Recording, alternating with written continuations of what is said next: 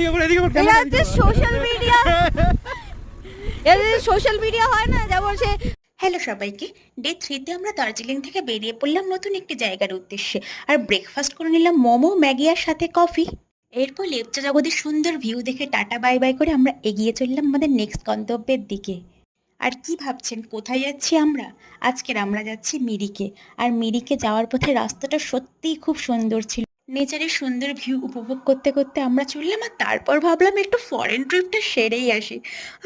Jokes apart, actually আমরা চলে গিয়েছিলাম ইন্ডিয়া নেপাল বর্ডার এবং নেপালের পশুপতি মার্কেট থেকে আমরা কিছু শপিংও করেছিলাম, ফরেন জিনিস বলে কথা।